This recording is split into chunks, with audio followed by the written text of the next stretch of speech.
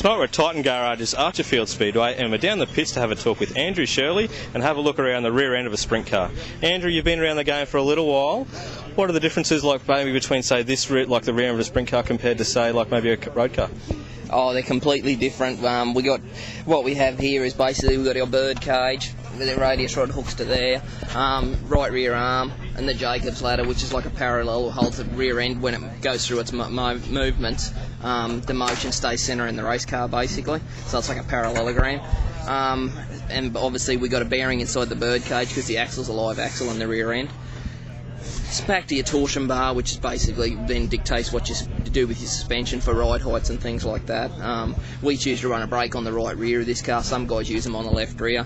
I've tried both ways, and I feel that the right rear brake's better for the way my driving style and the way I like the race car. So yeah, and we got the caliper that mounts onto the bird cage. And yeah, that's pretty much the right-hand corner of a race car. So looking at here, so we've got some right rear spaces here to move the right tyre in and out, depending on what sort of track you're doing? That's right. I mean, this is what we move around all night long, depending on the track conditions. I mean, some nights when it's really hooked up, we'll have the wheel right out, which we just put more spaces in there, which spaces it out and unhooks the race car on the entry of the corner. And then obviously as the night slickens off, we'll start knocking spaces out and bringing the wheel in just to get some side bite and be able to keep the car in a straight line through the middle of the corner. So that's pretty much what happens there. We got different offset wheels as well, which same sort of thing was what the spacers do. We can bring the wheel in even further with a more offset on the wheel. So so that's pretty much what happens. So that's one major setup point. Also looking at torsion bars. So looking at over here. So this is how you adjust the torsion bar in there. Yeah. That's right. I mean, we got all different weight torsion bars in the Transporter. For once again, it's a bit like the wheels and the offsets and that, depending on what sort of racetrack we get dished up, whether it's wet and heavy and hooked up or whether it's dry and slick.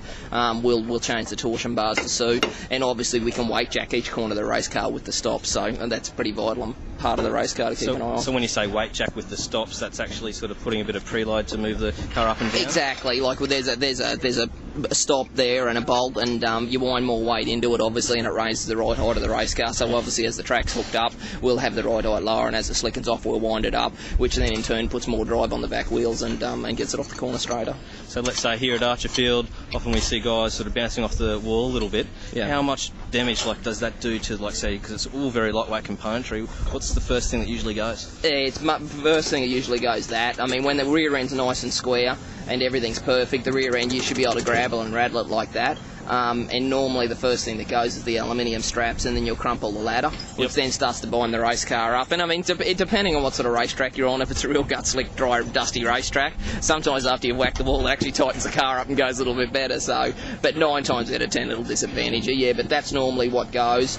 And if you hit it really hard, well then obviously you bend all your rear arms and knock the rear end right out of the race car. So let's say you do have a bit of an incident, say in a heat. What can you do to maybe get because it's obviously difficult to make it really straight. Yeah. What sort of things do you have, like a jig or anything that you can do to make sure it's all straight? No, basically we have this assembly here, which is your bird cage, your radius rod and your arm. We basically got another complete setup spare in the truck that are all preset, ready to go straight on the race car. So in an emergency, even if you only bend one part of the component, rather than trying to change that component, it's heaps faster just to rip the whole thing off the race car and put a new one, or a whole complete unit back on the race car, and you're done within minutes type thing, as opposed to trying to rip the broken bit off and replacing the one bit. It's just easier to replace the whole lot.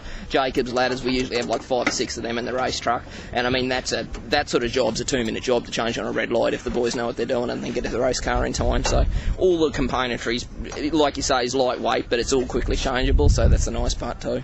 So looking here just before, near your right hand there, that's the fuel switch, I believe? Yeah. Fuel tap? That's the main fuel tap, like to the tank, and obviously it's got to be marked on and off, and it's got to be accessible. So like if in an instance where we tip over or something like that, the safety crew can get to the main tap and turn it off, and stops the fuel from going everywhere. So it's pretty important that the fire crew can get to that. Well, Andrew, thanks for taking the time to have a chat, and hopefully it's just a bit of setup changes and not having to put a new rear end in tonight. Yeah, exactly. When things have gone wrong when that happens, but no, hopefully, that's exactly right. A few little wheel movements and maybe a torsion bar in the straight to victory lane. Keep that Ausdeck up front, no worries. Exactly right. Cheers.